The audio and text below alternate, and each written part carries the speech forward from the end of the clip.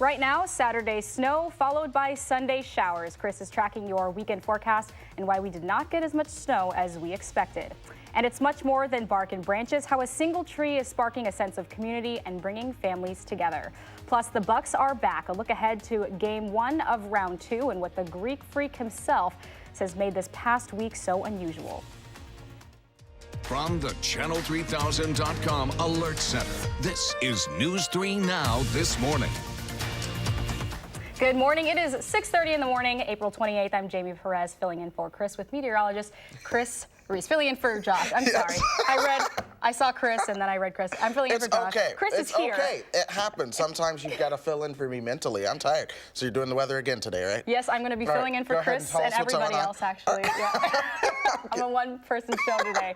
Well, Chris thanks, got the Jamie. forecast. Yeah, that's right. Hey, we didn't get as much snow as expected. I'm going to explain why that happened actually coming up in a couple moments. I don't think too many people are really upset about that at all at this point of the year. But there is no snow on the radar. Fantastic. Clear skies for us right now. We're going to keep some sunshine around for the most part. Let's jump over to Platteville. Beautiful there. They've got some snow on the ground. Beautiful here outside of our studios. It's kind of funny to see the snow juxtaposed against the budding leaves on those trees there. Then downtown, plenty of sunshine too. Temperatures are on a colder note. We are at 26 degrees. A little bit of fog showing up in some spots just because the wind is calm. More 20s as you work your way towards northern parts of the state. 30s towards the south and west. Generally, all of those temperatures are cold. As we go through the next 12 hours, we're going to see a warming up into the low 50s, along with an increase in cloud cover by this afternoon as well. We're tracking another system just to the west that is going to be impacting our weather. That system is all snow right now, but I do think we will see it transition over to rain. And I'm going to be breaking down the multiple systems that are going to impact our weather this week. Coming up in It's a Maine good weather. thing that we didn't get too much snow on the ground, right? It's not going to be too cold outside. I mean, and then you think of the melting and the heavy rain that's coming in this week, so things worked out in our favor. I think it's a little rude that it was snowing yesterday, to be honest. A little rude. Just a little. Mother Nature, I don't know, she has no manners. She was flirting with us for a little bit with spring, and then winter comes and just... Well, hopefully the whole show shows up soon. There you go. Thanks so much, Chris. My pleasure, Jamie.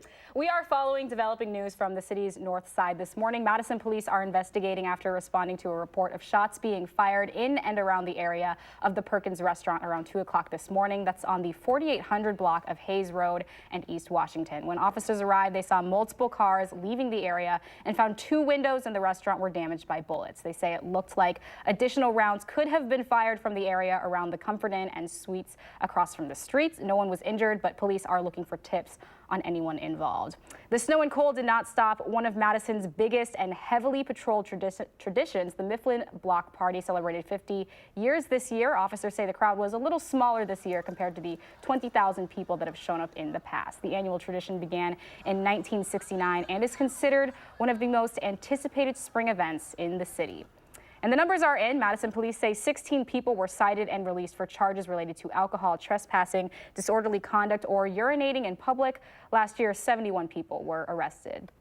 Backups, delays, and more construction cones continue into the week ahead. Expect delays once again on the stretches of University Avenue in Middleton. Sections between Cayuga and Park Streets in Middleton are closed in both directions over the next couple of months due to that work. It's part of a $2 million project involving new pavement and utility improvements, plus a new traffic light and left turn lanes at Parmenter Streets intersection. The reconstruction work is scheduled to wrap up by the 4th of July. You can also expect delays on Verona Road southbound. Traffic shifted onto the new southbound interchange ramps from Williamsburg Way to McKee Road this week. The Verona Road and Williamsburg Way intersection are also partially closed. Only right turns in and out of that intersection are allowed as crews build a bridge right there that's expected to last until sometime in July. There are millions of trees across Wisconsin, so to only tell the story of just one seems a bit crazy, but what a white elm tree in small Grant County Village is so much more than just its bark and branches. A lonely tree in Mount Hope has been bringing people out for decades. Kelly Engsberg is one of those people, and she says the tree has brought her family closer together and is the #1 topic of conversation at reunions and get-together. Kelly makes sure to wave to the Mount Hope tree every time she sees it. It's like an old friend that you just really love seeing when you run into them wherever it may be, but you always know that that friend is going to be right there. The Mount Hope tree has its own Facebook page with almost 3,000 admirers. Dave Caulfield checked out the elm for himself and will tell us why we might want to check it out sooner rather than later. That is coming up for you in the 7 o'clock hour of our program. More local news now. Following at least 3 reported sexual assaults in Madison schools this year, we're taking a closer look at how administrators respond when something like that happens. Superintendent Jen Cheatham says the district has been working with the Rape Crisis Center to make sure there are trained adults available to students to report incidents. A year ago, the Rape Crisis Center recommended strengthening the district's health curriculum to make sure students learn about consent. Dr. Cheatham says every incident is taken seriously.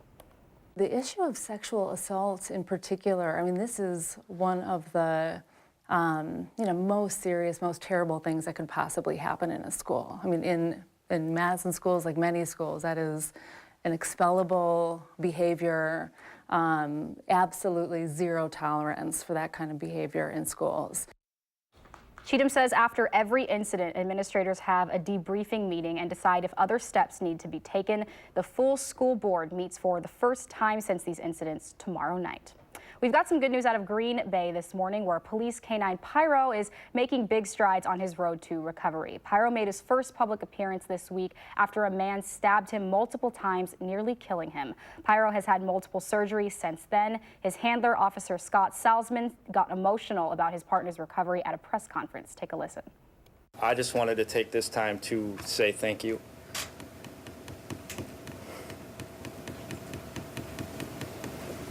It truly has been amazing, and the easiest way for me to extend my gratitude to everyone here is to come up here, be uncomfortable in front of everyone, and just say truly thank you. Police say Pyro is coming back to work on light-duty assignments, including drug sniffing and training. In an effort to make sure cases do not fall behind, Governor Tony Evers is looking for candidates to replace the Iowa County District Attorney who died unexpectedly last week. Larry Nelson suffered a pulmonary embolism while at the office. He had served in that position for about 17 years. Applications for that are due on May 13th. And it's Workers' Memorial Day, and local leaders are honoring those who never made it home to their loved ones after work. This week, union representatives, lawmakers, and faith leaders held a moment of silence for those who have died from work-related injuries or illnesses. Among the names read aloud was that of 24-year-old Alexander Kanaus of Columbus, who died after a fall at the construction site last week, and Sun Prairie Fire Captain Corey Barr, killed in the downtown explosion last summer. 140 Wisconsin names in total, and those are just the deaths of those that are reported. I will say I do a Google search. I have to put something like farmer killed Wisconsin 2019. And it pops up that he had committed a suicide, and it was work-related. He was losing the farm. And then I realized that's a statistic that really isn't covered. Farming, manufacturing, and construction jobs are some of the most dangerous out there. The latest data from the Bureau of Labor Statistics shows there were more than 5,000 accidental deaths in American workplaces in 2017.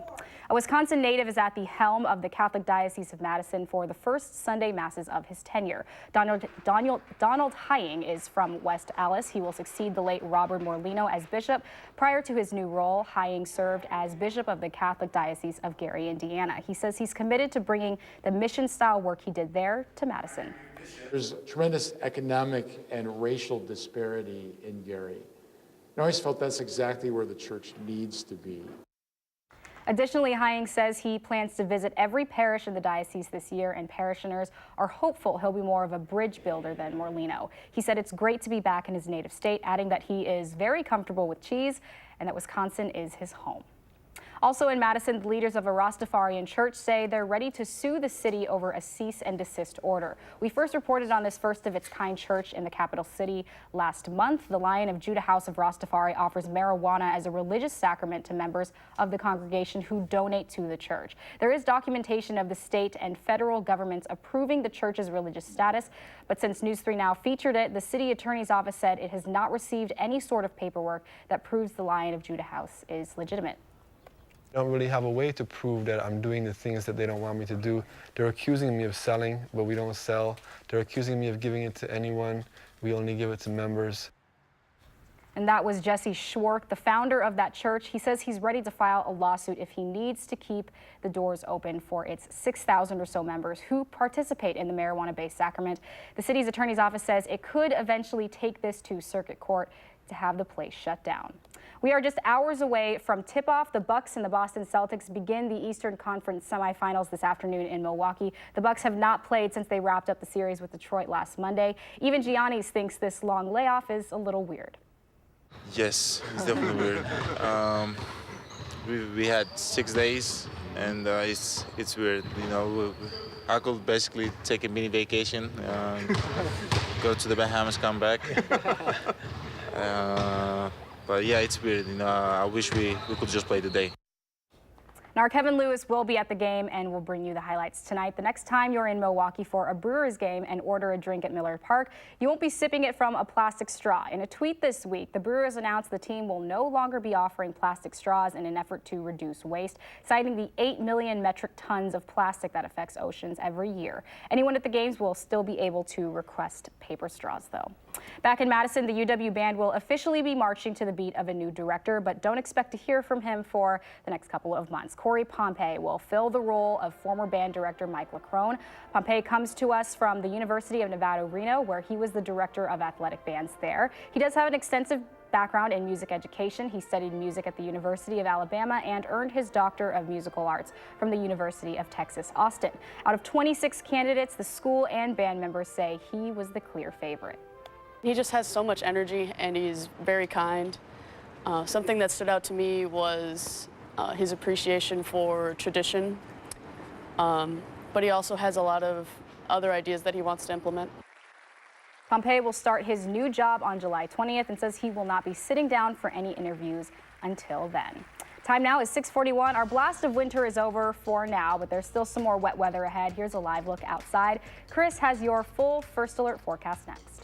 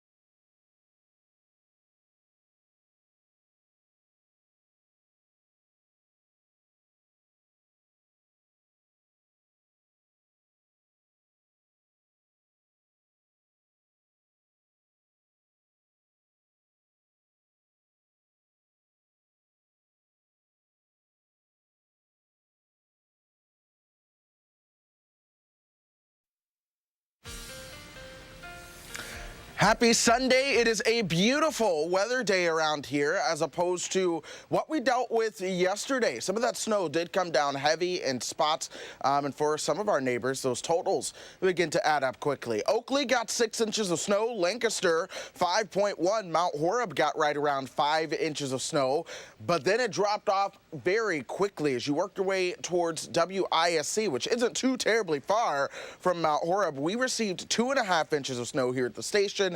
Meanwhile, the airport just over an inch.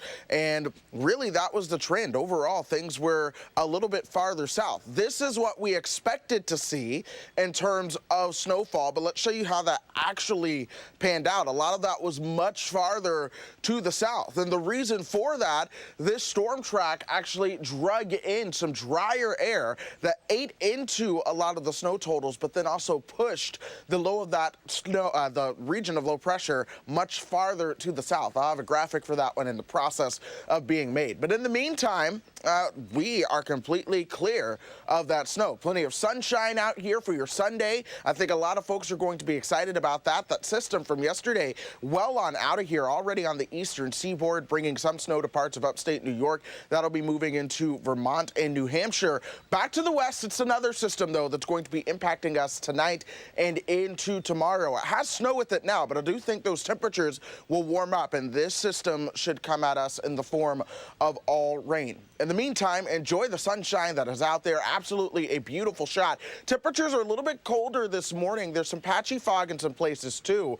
We're at 26 right now at the airport in Madison. Still a lot of 20s and 30s showing up all across, not just southern Wisconsin, but the state of Wisconsin. And oddly enough, you can see right there in that darker blue shading where that heaviest snow came down into yesterday. But temperatures as we go through the next 12 hours are going to be warming up. We're going to talk highs into the low 50s today and plenty of sunshine to go along with it, until we get you into the afternoon when that cloud cover is going to be on the increase, my friend. So here we are at 12 o'clock, temperatures in the 40s with some sunshine. That cloud cover moves in probably by about 4 o'clock or so. That's when those temperatures are going to be in the 50s, more cloud cover overnight, and then here come those rain chances into early Monday morning. So you might want the umbrella as you begin to head to work and school tomorrow. But then the rain moves on out. We'll see some clouds into the afternoon, perhaps a little bit of a break in the cloud cover before the next system starts to arrive as we head into next week. A couple days ago, I mentioned a bear clinic zone. It is the area between the warm and the cold air where the jet stream rides over that brings several storm systems. We are still in that. Yesterday's snow was just the first one, but we're going to have several more chances for rain coming our way as we go through the week ahead, perhaps even into next weekend as well. So things are still going to be active for quite some time. Multiple chances for rain in our forecast. By next Saturday, though, I do think we'll get a little bit of a break before more storms come at night, and temperatures are going to hover to just below to right around average due to all this active weather coming our way. Well, we've got a lot more rain coming. You think this is going to be the last snow? I hope so, but I'm not going to say it because I said that last time that it snowed, that it was the last one, and that we saw it happen yesterday. So I hope so. Yeah, me too. All right. Thank you so much. My pleasure, Jamie. Time now is 6:48. Just ahead, this weather has us thinking of warmer times, of course, but one summer staple will not return with the weather. And it's hard to believe that just 48 hours ago, we were mowing, weeding, and couldn't see any of that white stuff on the ground. The impact the snow has had on local businesses. That's when News 3 Now this morning returns.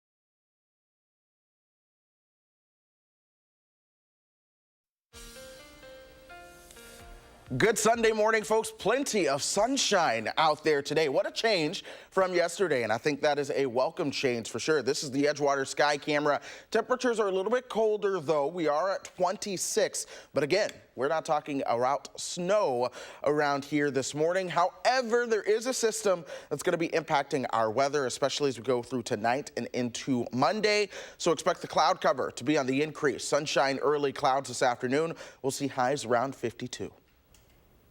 All right, Chris, thank you so much. We are just 2 days away from May. You'd think that we'd be done with this kind of weather. In fact, just on Friday, workers at Barnes Landscaping were mowing lawns and mulching. The company says they had already put away its snow plows, but guess what? They're back on the trucks now, ready to go in case they're needed in this cleanup. They say the silver lining here is that the snow happened on the weekend, so they'll focus on snow in business parking lots that are open today.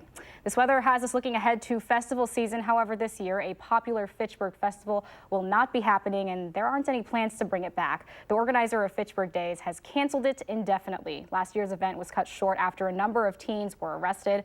Recently, a city committee denied a permit for amplified sound, and then Tuesday, the council denied it an alcohol license. Organizers say without those key components, putting on the event is not possible. The city's new mayor says what was once a homegrown, family-friendly event is now outshined by less wholesome incidents. It seemed like it was really the time to say, you know what, we've talked about this a lot, we've tried to make a lot of changes, and it's really time to just put an end to it at this point. Fitchburg's Chamber of Commerce says there are other events to fill the gap, including Festa Italia, concerts at McKee, and Kids Building Wisconsin. Well, Chris will keep us up to date on the weekend weather on News 3 Now this morning, and then stay tuned for CBS Sunday Morning right after this show. Jane Paul is with us now, and Jane, we understand you have a lot coming up on Sunday morning this weekend. Well, as always, you know, a generation before Game of Thrones, back in the 80s, Dynasty, a dishy, primetime soap opera was America's guilty pleasure. And the character we all love to hate was the vengeful, scheming Alexis Carrington, played by the one and only Joan Collins. In many ways, it was a pioneering role, as Joan Collins tells our Mo Rocca. Here's a clip for you. She was the first empowered woman on TV, and I got a lot of flack for it. She's such a ball breaker. She's so bitchy. She's that a vixen. And I was standing up for myself as an independent woman. Yeah, well, she might have played a capital B word on screen. Off screen, Mark, she is properly addressed as Dame Joan Collins, an honor conferred by Queen Elizabeth in 2015 for her charity work. Always some surprises for you. Yeah, interesting woman, that's for sure. So what else is on the big show this weekend? Well, our contributor Ted Koppel went to Broadway for a fascinating chat with the star and actor Bryan Cranston about his role in the stage version of Network and what the show says about the business of news in these controversial times. And Rita Braver has a find, a newly discovered partial manuscript by To Kill a Mockingbird author Harper Lee. It's a true crime murder mystery, and we've got the scoop. That and a whole lot more, as always. Sounds like a great show. We will see you Sunday morning at 8 o'clock. Thank you, Jane. All righty. Bye.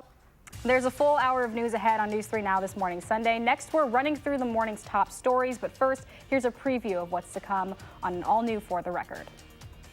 Good morning, everybody. I'm Neil Heinen. Today on For the Record, we'll be talking about student achievement, community schools, a new school board, and student and district employee safety in our schools. A conversation with Madison School Superintendent Jen Cheatham coming up this morning at 10:30 on News 3 Now.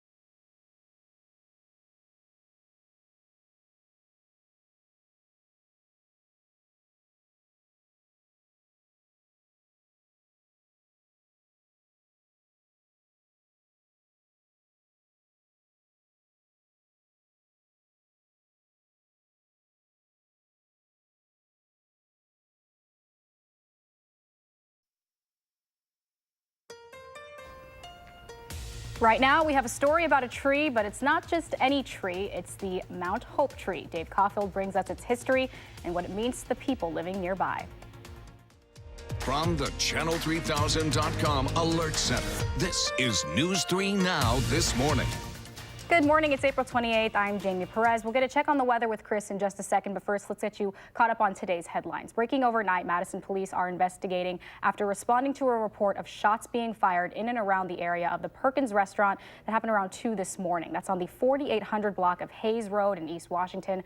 When officers arrived, they saw multiple cars leaving the area and found 2 windows in the restaurant were damaged by bullets. They say it looked like additional rounds could have been fired from the area around the Comfort Inn and Suites just across the street there. No one was injured, but police are looking for tips on anyone involved. And it's Workers' Memorial Day, and a local Presbyterian church is honoring the 140 people who lost their lives while on the job this year in Wisconsin. The Presbyterian Church on Gorham Street read off those names in anticipation of today's events. Included on the list, 24-year-old Alexandra Knaus of Columbus, who died after a fall at a construction site last week on the east side of Madison, and Sun Prairie Fire Captain Corey Barr, who was killed in the downtown explosion in Sun Prairie last summer. And the next time you order a drink at Miller Park, you will not be sipping it from a plastic straw. In a tweet this week, the Brewers announced the team will no longer be offering plastic straws in an effort to reduce waste, citing the 8 million metric tons of plastic that affects oceans every year. Anyone at the games will still be able to request those straws, though. All right, we'll check in now with Chris, who has the weather and our lovely snowfall totals. Well, yeah, some folks ended up with upwards of 5 to 6 inches of snow yesterday. Here at the station, we only got 2.2 inches of snow. So it depended on how far south and west you are. That's where most of the snow fell. But in the meantime, today, things are a lot different out there. There's no system that we are tracking into town this morning. There will be later on this afternoon and evening. In the meantime, things are clear, and we're going to enjoy that while we have it. High clouds, though, starting to show up as you work your way in Platteville to the south and west. We will see more of that cloud cover later on, but still some blue skies for our friends in Grant County. This is our station camera. Snow on the trees and the roofs, but you can also see the green as the leaves are trying to bud out there. And then here's the Edgewater sky camera. Again, a beautiful shot with blue skies out there. Temperatures coming up as well. We're now at 28. Winds out of the west and northwest at 3 miles per hour. Other temperatures are in the 20s and 30s. 27 in Janesville, 26 as you work your way over towards Platteville. Boscobel at 31. Prairie du Chien at 30 this morning. Watch temperatures warm up as we go through the next 12 hours. We're going to see those highs right around 52, but again, that cloud cover is going to be on the increase. We'll see clouds mainly around here as we get you towards 4 o'clock or so. That's because this next system that we are watching will begin to move in later on. That's going to bring more chances for rain into early next week. Jamie. All right, thank you, Chris. Well, the spring storm did not stop a presidential visit to Wisconsin this weekend.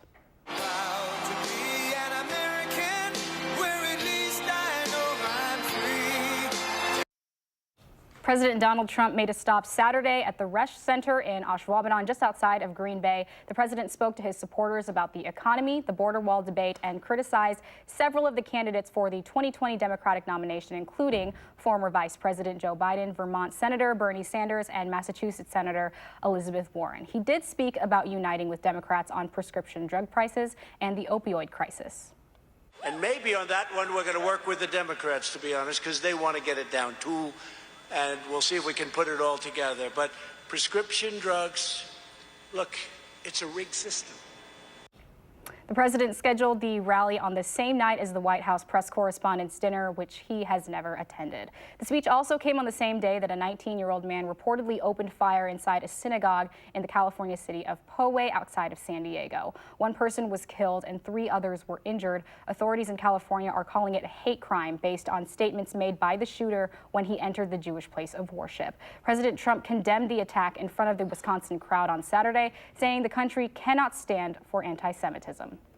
Tonight, America's heart is with the victims of the horrific synagogue shooting in Poway, California, just happened.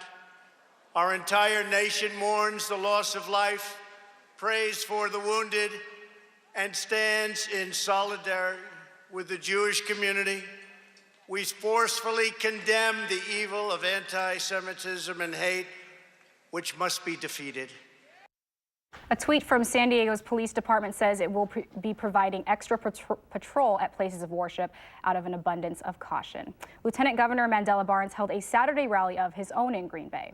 We led with a vision in 2018. If you look back at 2016, most of the campaign was focused on being about how awful a Donald Trump presidency could be. But now that we are experiencing that presidency, a lot of people already know that. We don't have to tell them that. What we're going to talk about is our positive vision for the direction of the United States of America.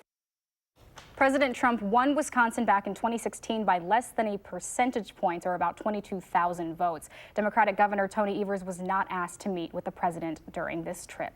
In consumer news this morning, United Airlines is out with a new paint scheme for its planes in an effort to freshen up its brand. They are doing away with the gold and diving into more shades of blue. The design was unveiled to the public this week during a ceremony at Chicago's O'Hare Airport. It features 3 shades of blue. The engines are painted United blue, and there is a larger globe logo on the tail. Meanwhile, the troubles continue at Boeing. The company's earnings fell 21% in the first 3 months of the year compared to 2018 because of the crisis that grounded its best-selling 737 MAX jet. The jet maker says it still earned $2.1 billion in the first quarter, but had no orders of the troubled 737 jets. And the Ford Motor Company is investing $500 million into the electric vehicle startup called Rivian. Ford will become a minority partner in Michigan-based Rivian, which recently rolled out a new electric pickup truck and an SUV that will go on sale late next year. The two will be working on a product together in the near future. Rivian is a direct competitor to the popular Tesla products. This morning, we are sharing a call for action from a Stoughton woman who was targeted by scammers as she was mourning the death of her husband. March Kittleson's husband, Lowell, died last month. She says he was one of the kindest human beings she had ever met and was lucky to have him as her partner for 15 years. He was known by so many people. He had a heart of gold. And as you can imagine, last month was pretty hard for Marge, but here's what made that time even more trying. The day she posted Lowell's obituary online, someone called her pretending to be the funeral home, trying to confirm details of his death certificate. They knew everything from his birth and death date to his relatives, but when they asked for his social security number, she started asking questions, and they eventually hung up. The thing is, this new type of low isn't new at all. Oh, yes. Yeah. Funeral scams have been common for decades. You know, when you'd get published something in the newspaper, you could get a call. And that's Steve Knoll from Madison College. He's sharing tips to protect your family from taking advantage of the loss of a loved one with us. That's ahead in the 7:30 hour of our show. But first, some more local news now. There are millions of trees across Wisconsin, so to tell the story of just one seems a little bit crazy. But that didn't stop our Dave Caulfield from trying. For thousands of people, a white elm tree in Grant County is so much more than its bark and branches. And today, we have the story of the Mount Hope tree and why you might be running out of time to see it. It's been described as a beautiful beacon. It's unbelievable. A legendary landmark. It stood here forever. And a stoic symbol. You're a lone wolf, you're doing your own thing, but still standing out. This is not just any old tree. It's the Mount Hope tree. Every time I drive by it, I just really like seeing it. Kelly Engsberg lives in Madison, but passes by the icon every time she goes to see her mom in Prairie du Chien. We snap a picture of it and send it really quick, and then she knows that we're about 20-25 minutes away from being home. There's much to Mount Hope at the tree, I guess, but that's what we've got. Dick Lambert isn't kidding. The town in rural Grant County has less than 200 people living there. Lambert runs the only bar and restaurant in town, Homigan's, named for his life's journey out of and then back to Mount Hope. The tree on the side of US 18 has been standing since he was a kid. When we were in school, we had to run, and they would send us out to the Mount Hope tree and a ball diamond over here that's no foot longer here, and we had to run that. So that was kind of our goal, to run out to the Mount Hope tree and back. So That wouldn't happen anymore. No one really knows where the Mount Hope tree came from. Local legend says that it was part of the Beautify America campaign started by Lady Bird Johnson in the 1960s. Regardless of where the tree originated, it holds a special significance in the hearts and minds of everyone who passes by. For Kelly Engsberg, the tree has brought her family closer together. It's the #1 topic of conversation at reunions and get-togethers. She makes sure to wave to the Mount Hope tree every time she sees it. It's like an old friend that you just really love seeing when you run into them, wherever it may be. But you always know that that friend is going to be right there. And Engsberg isn't alone. Far from it, in fact. The Mount Hope tree has its own Facebook page with almost 3,000 admirers. It's a place for fans to show off the photos and paintings they have of the illustrious elm. Over the years, the tree's popularity has branched out far beyond southwest Wisconsin. Guys from 1,000 miles away stop and say, where's this Mount Hope tree? So, quite a symbol, it is. We're glad we've got it. Hope it stays forever, but I don't know. But sadly, you're running out of time to see this symbol for yourself. The tree has faced hardships seemingly since the start, dealing with inadequate soil conditions, years of herbicide from nearby fields, and a less than ideal location. But a few years ago, a sleepy driver accidentally took a chunk of its trunk. A couple years ago, there was a guy coming from, I think in Utah, I don't know, going to Milwaukee. So how many miles that is, and he ran off the road and hit the tree. I mean, he had 800 miles to miss the tree, but he hit it. The final nail in the coffin, possible Dutch elm disease. Well, you'll see the like a white bark, and it'll start falling off real rapidly. Gary Sprague has been taking care of trees for more than 30 years. Along with his brother, he's doing everything he can to try and save the staple of southwest Wisconsin. However, especially if Dutch elm disease is the diagnosis, there's not much that can be done. That's a big if, because if it would get that, and it'd be dead by the end of the year. That forecast is devastating for fans like Kelly Engsberg. To have to cruise past that section and not see it will kind of feel like I've lost a friend or a loved one. You know, it will be like, oh, I kind of wish you were here. For now, against all odds, this guardian of Grant County is still standing. And maybe that's why so many people connect with this tree. Through life's ups and downs, a lonely tree that was never supposed to be perseveres and continues to inspire all who pass by to find beauty in the simple things, to never give up hope, and to keep on going. It's kind of like gotten beat up and it's still hanging out, watching over southwestern Wisconsin's rolling hills. I think that's cool. The Department of Transportation owns the stretch of land in which that tree stands. They say they will not touch the decades-old tree unless it becomes a traffic hazard. Time now is 7:11. Friday we had sun, Saturday we got snow, so it's only fitting that the weather changes yet again today. Here's a live look outside. Chris has your full first alert forecast next.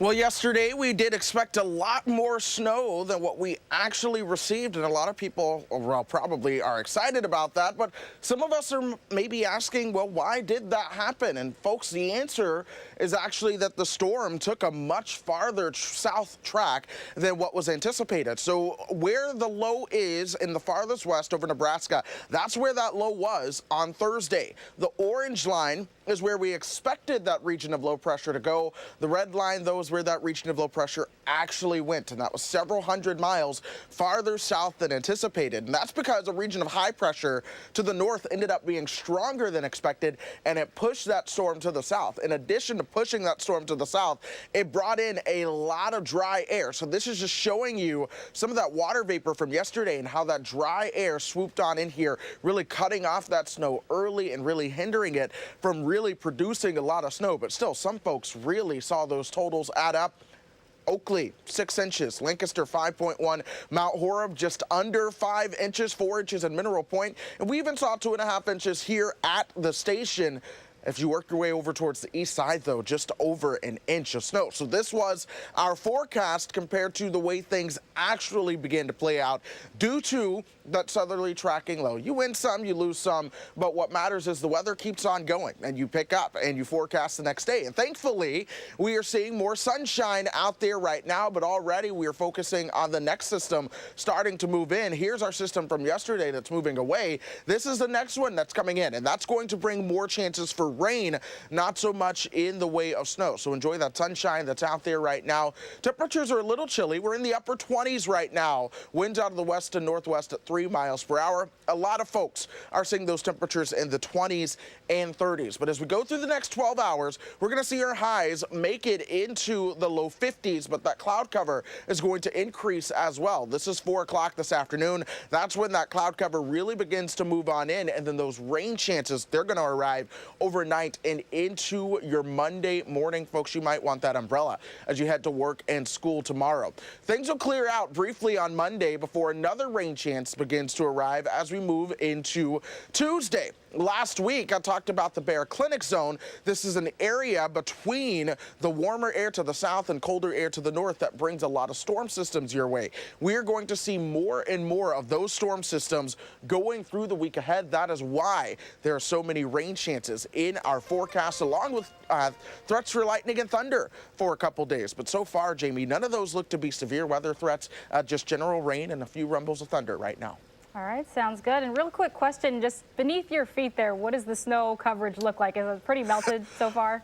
It's starting to melt. There are some pockets where you can definitely see that we got the 2.5 inches, especially along some of the trees and out here in the flower bed. But on the actual concrete, it's gone. It's melted, which I think that's the case for a lot of folks. All right. Hopefully, we will stay that way for until next winter. Yeah, I think that's what everyone hopes for. Definitely. Thank you so much, Chris. My pleasure. We have been asking you to share your morning with us. Mary Seachslig posted this on Facebook, this joyful sunrise in Cross Plains. She said it made my drive into work a little bit easier. Beautiful photo. Thank you so much, Mary. Well, thank you for all of you who participate in this, but what does your morning look like? Take a picture, post it on Channel 3000 Facebook page or on Twitter using the hashtag MyNews3Morning. We will share our favorites right here on News 3 Now this morning.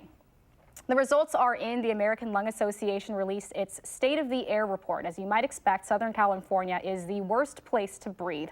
LA and Long Beach together top the list of the most ozone-polluted cities. The report also shows the air quality got worse in the last year. This is the 20th annual State of the Air report, and LA has topped the list of most ozone-polluted cities 19 times.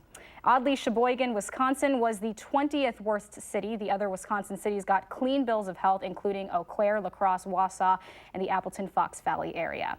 Time now is 7:19. It's almost May, but don't let the date on the calendar fool you. Flu season is still going strong, why doctors warn this 6th streak will likely continue. And grab your frying pan and some bacon. A new study is all the proof we need that eating breakfast doesn't just taste good, but it's good for your heart too. More of this morning's top health stories are just ahead on News 3 Now this morning, Sunday.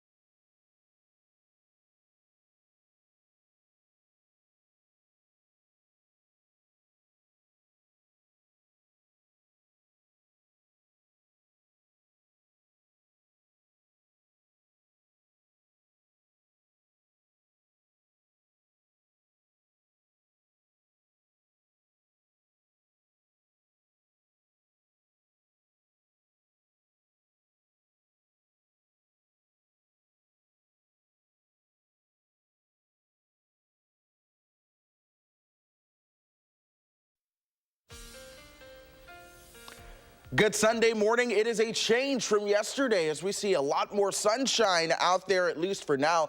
Some clouds will roll in later on this afternoon. Temperatures are a little bit colder than this time yesterday. We're sitting at 28 degrees. Winds coming out of the west and northwest at 3 miles per hour. No rain or snow over us, but as we look just back to the west, we are seeing a little streak of some snow flying across parts of Nebraska and Iowa into southern Dakota and North Dakota as well. Here's the deal. As we move into the rest of the afternoon, that system gets closer. It's going to increase our cloud cover. No precipitation from that system should arrive until we get into the overnight hours and into your Monday. Jamie? Thank you, Chris. Topping this morning's health headlines, the Centers for Disease Control and Prevention says this year's flu season has been one of the longest since 1997 when it started keeping records. So far this season, 41.3 million people showed flu symptoms, with up to 19.4 million visiting the doctor and as many as 610,000 people hospitalized. Health experts say one of the reasons for the long flu season is that two types of flu viruses surfaced at different times. The beginning of the season was H1N1, and then as that went down, H3N2 viruses went up. St. Mary's Hospital nurse epidemiologist Ellen Smith says this new information from the CDC is something they have also been seeing in their emergency rooms. I would speculate that we're on the downhill slide and that you'll see some cases going on for the next several weeks, and then it'll phase out probably in the next month or so. But it's not unusual to see a random case here or there almost any time of the year now.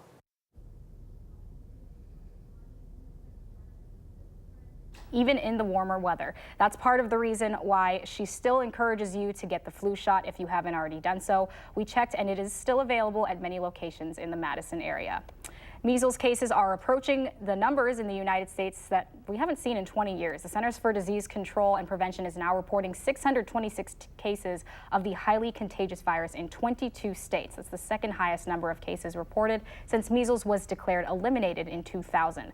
Most of the New York cases have occurred in unvaccinated people in Orthodox Jewish communities. Doctors across the country are also fighting against anti-vaccine movement among some parents. Parents don't really understand the risks of measles because they haven't seen measles, because it has become such a rare disease. But measles does have very serious complications.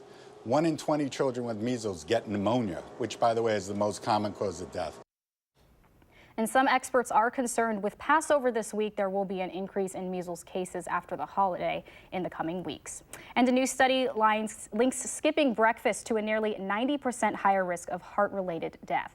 Researchers from the University of Iowa says not eating breakfast was associated with risk factors for cardiovascular disease.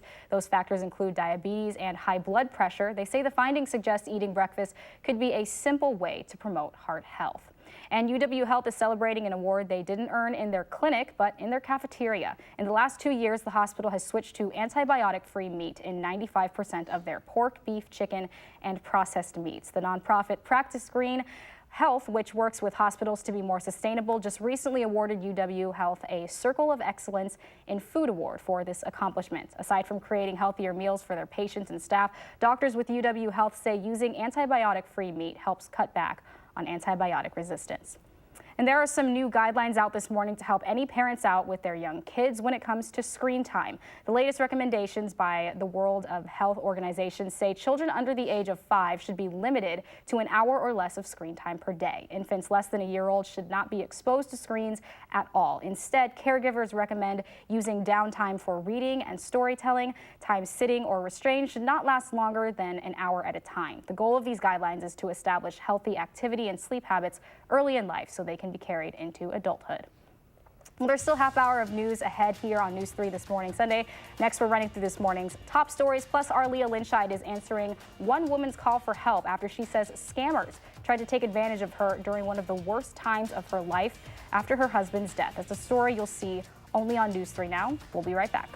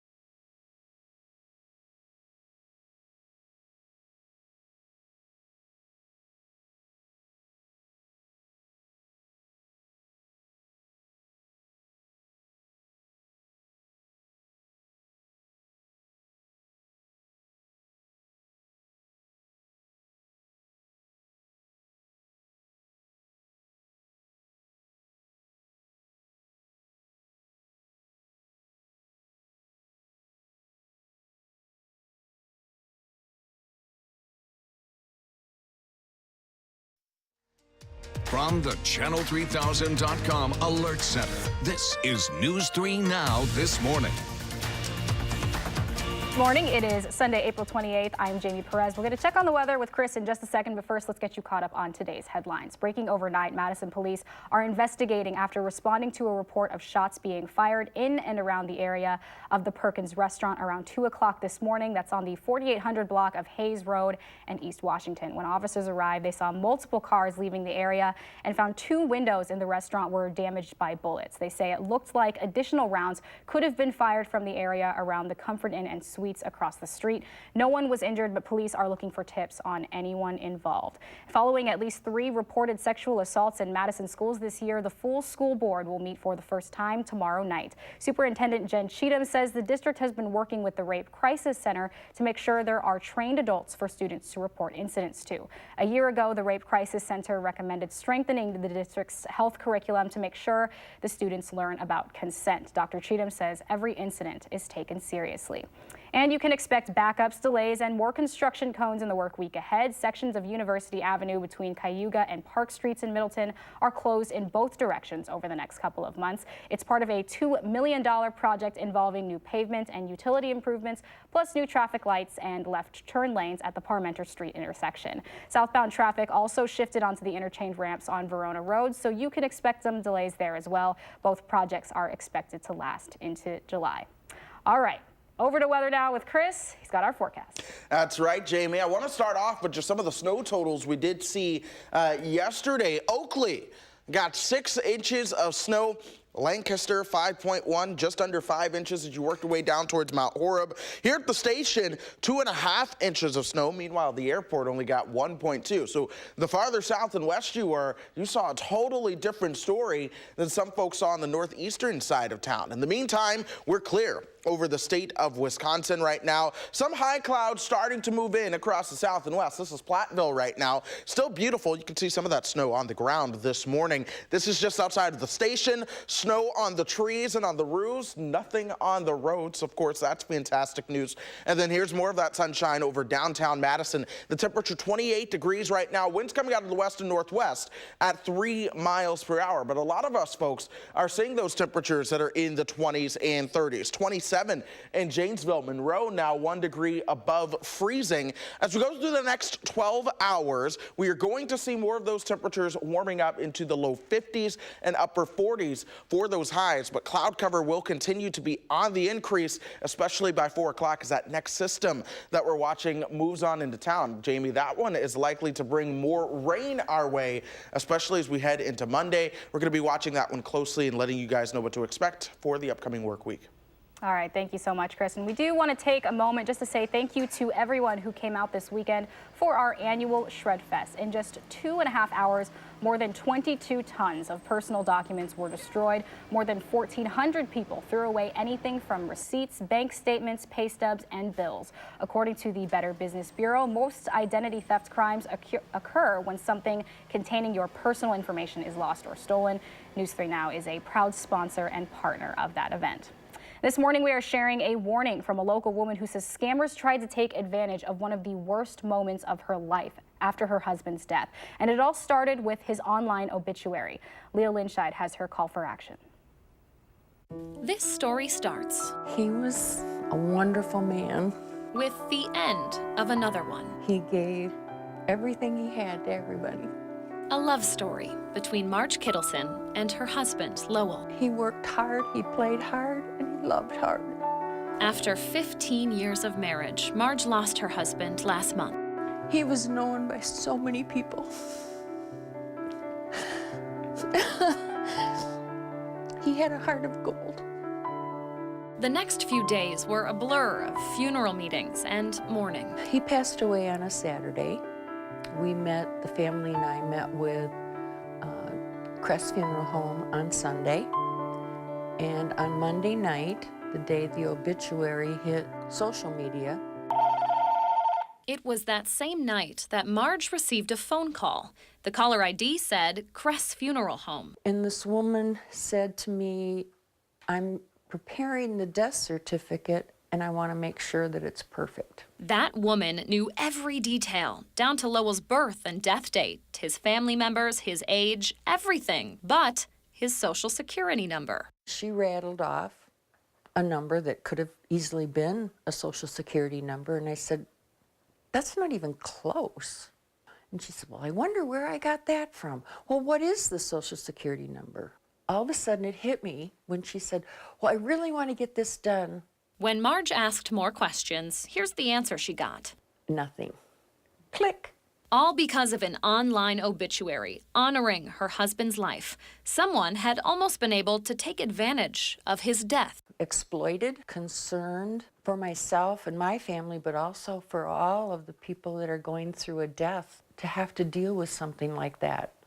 Because your mind is in so many places. Oh, yes. Yeah. Funeral scams have been common for decades. Madison College professor Steve Knoll has taught his students about this type of fraud dating back decades. With the age of social media, that has actually gotten a lot worse because you post stuff and now these scammers can be literally from anywhere. They could be anywhere around the world. The goal? To take advantage of your vulnerability, the loss of your loved one, for identity theft. Here are some red flags, but one of them isn't your caller ID. When you get that call, you need to confirm that the person is who you think you're talking to. And you can't just say, oh, my caller ID had the name of the business on it. This is exactly what happened to Marge. Cress's number had been spoofed. Here's another cause for concern. Let me get this information that you need and I'll call you back. And if they say, oh, no, don't hang up, I need it right now, that's a big red flag. Timing is everything. If they're pressuring you to give them the information right now, that is almost always going to be aiming for a scam. Even in emotional times, Steve says, remember to think before you act. Because you have to remember, scammers don't care how you're doing. That's the reason you're being scammed, is they know that you're being vulnerable. There's a special place in hell for them. I can't say on air what he would say about it. The moral of this story is simple. Ask questions, be skeptical, and when in doubt, just hang up the phone. In Stoughton, with this Call for Action report, I'm Leah Lynchide for News 3 Now. And Marge says she told Crest Funeral Home about the scam, and the company has since included a warning about this type of fraud when it talks with families dealing with a death. Time now is 7:37. Get up and stretch, because when we come back, we are working up a sweat. Summer is right around the corner, and the coaches from Burn Boot Camp are here to help you get in shape and fast. They're leading us in a workout that you can do anywhere. Next on News 3 Now this morning.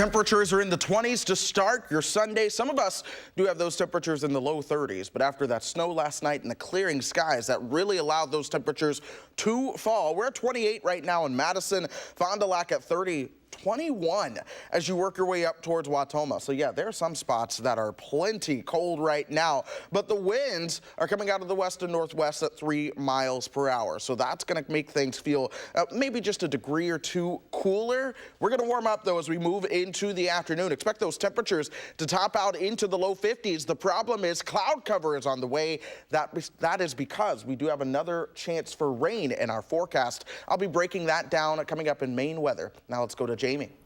All right, thank you, Chris. Well, summer is just around the corner. That means shorts, no sleeves, and of course some swimsuits. Well, Cody and Jessica are here from Burn Boot Camp with some examples of some moves that anybody can do. But first, what is Burn Boot Camp? Yeah, absolutely. So Burn Boot Camp is a really fit community of women and also a couple men too. We do offer co-ed camps as well. But Burn Boot Camp is a really high-intensity boot camp that anybody can actually do. Like, we offer workouts for people who have never worked out a day in their life to Olympic athletes. We really have something for everyone here. If you're a busy mom on the go, we offer free childcare. We offer one-on-one nutrition meetings, and we talk about goals, mindset. We take care of everything for you.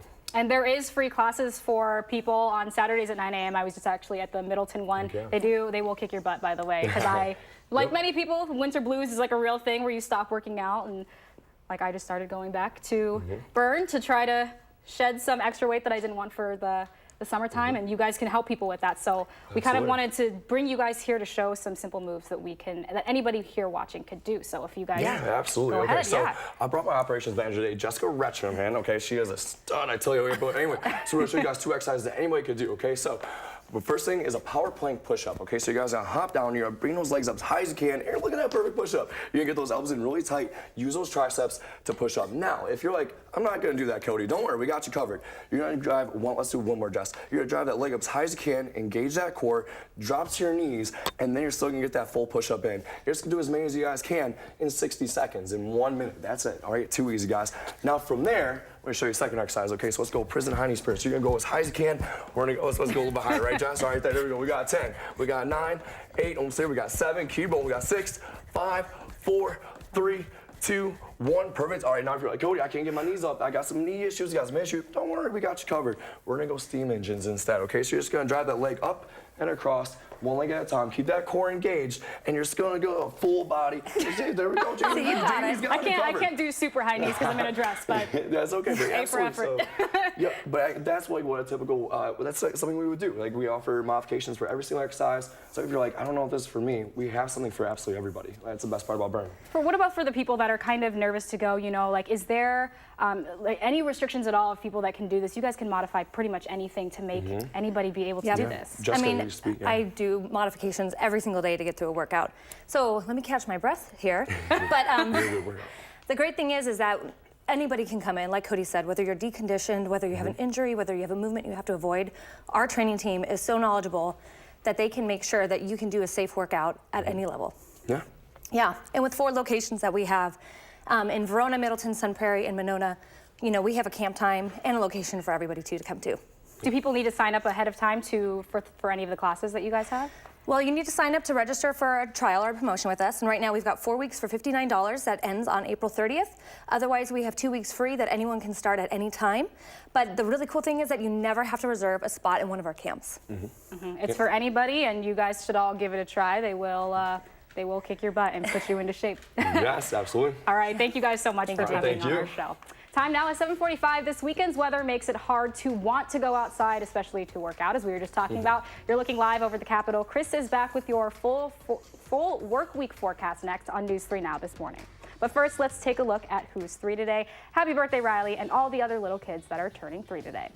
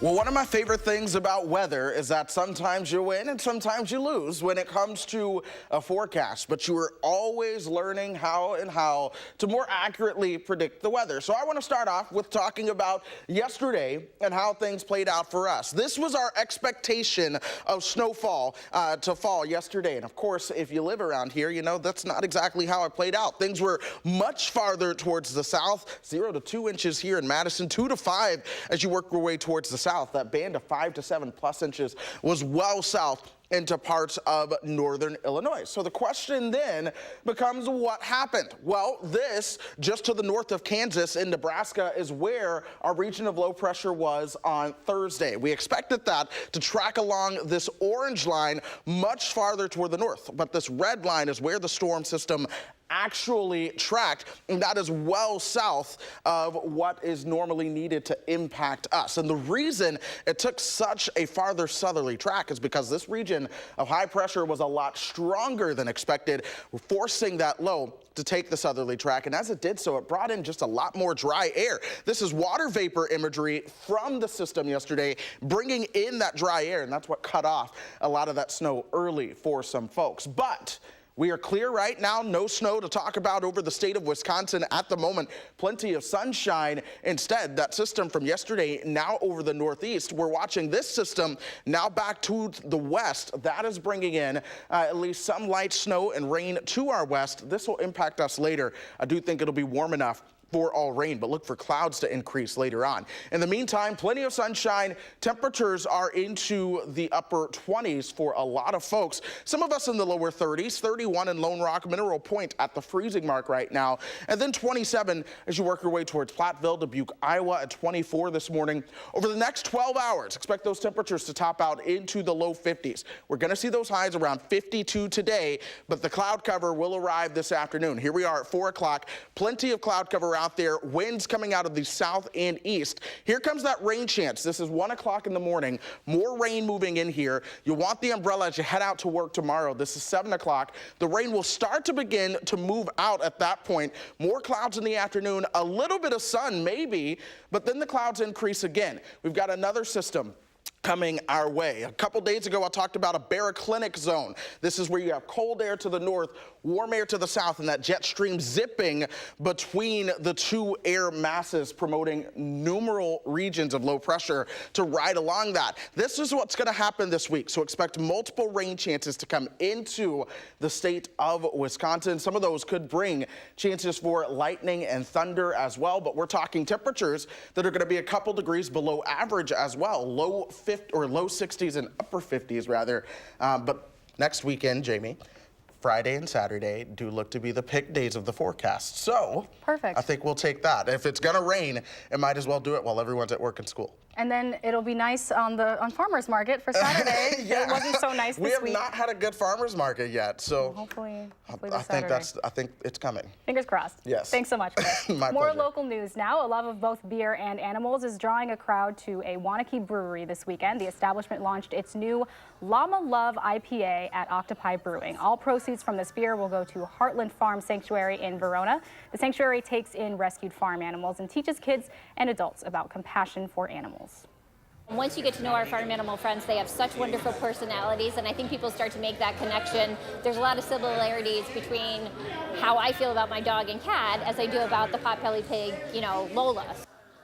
And Heartland Farms don't get any federal or state funding. They're entirely run on donations. The money will go toward veterinary care and food, as well as day camps and other programming for kids. And if you missed last night's Forward Madison FC game, you can still support them. They're partnering with One Barrel Brewing Company to launch a brand new beer. One Barrel, which brews the Commuter Penguin Pale Ale and Fanny Pack, among other offerings, created a cherry Kolsch decked out in Forward Madison's FC colors and logos. The logo is part of a bright pink flamingo taking center stage with Roman numerals that represent 608. 10% of proceeds from beer sales will be donated to the Flock Soccer Foundation, which is a charity that benefits local soccer clubs. There's more news ahead all day long here on News 3 Now. Tonight at 5:30 and 10, we're in Milwaukee with all the highlights from the Bucks game. But first, when we come back, our News 3 Now family is growing. We will introduce you to the newest member of the team.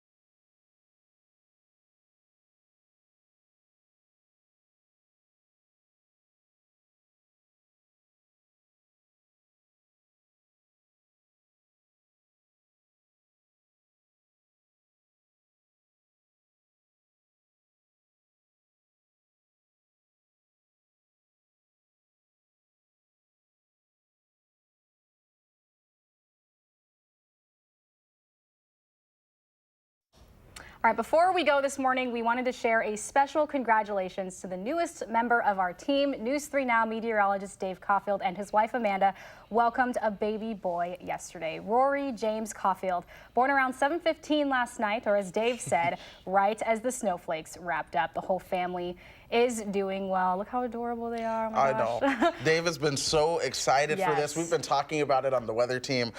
Just him being excited and ready to step into parenthood, and that day is finally here. He's so ready to be a dad too. Yeah. Like, very well prepared.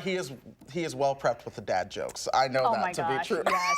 If you guys know Dave out in the community, you know how true that is. Yes, it's going to be fantastic. His kid's going to have a sense of humor.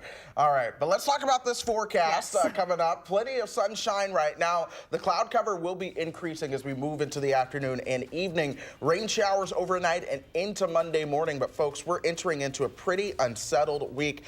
Plenty of storm chances going all the way through the end of the week until some more sunshine next weekend. Here is your pet walk.